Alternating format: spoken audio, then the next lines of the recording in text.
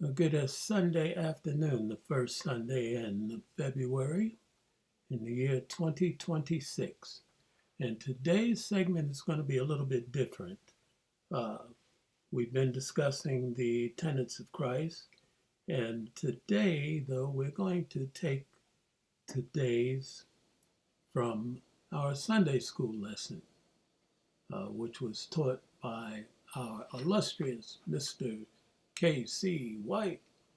So kudos to KC.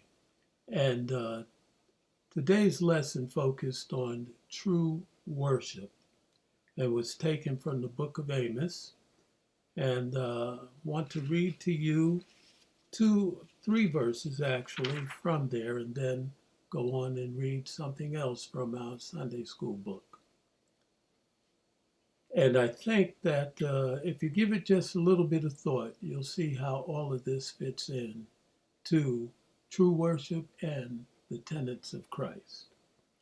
Reading from the book of Amos, King James Version, verses 25 through 27. Have ye offered unto me sacrifices and offerings in the wilderness 40 years, O house of Israel? But ye have borne the tabernacle of your Moloch, and Chiun your images, the star of your God, which ye made to yourselves.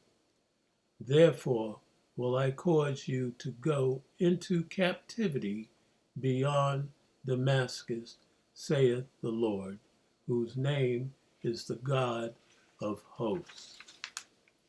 Again, that's Amos chapter 5, verses 25 through 27. Please, when you think about it, go back and read that entire chapter and see what the prophecy of Amos has beheld then and how it holds a lot of truth today.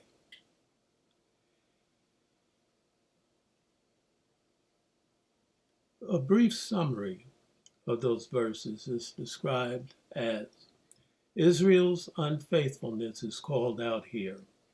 In addition to making offerings to the Lord, they have begun worshiping foreign deities.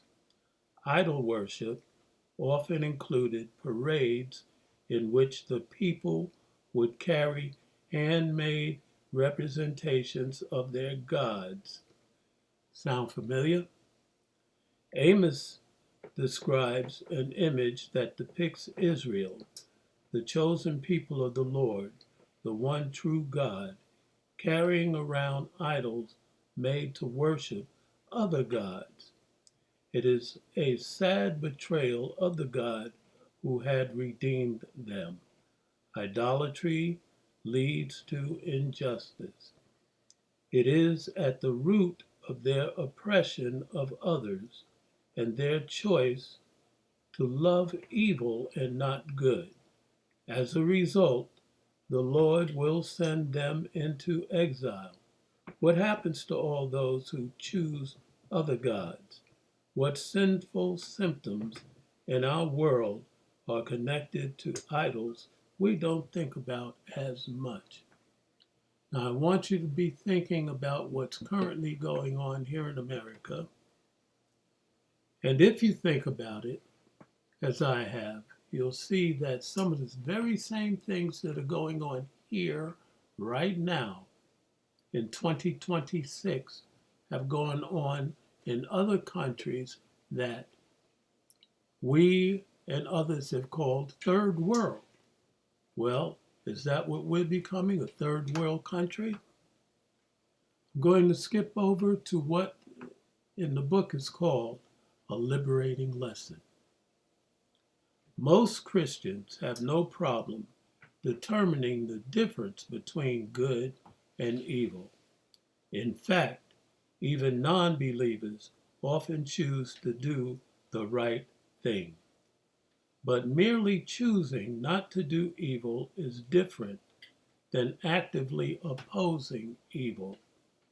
Opposing evil requires a level of conviction that goes beyond a simple understanding of right and wrong.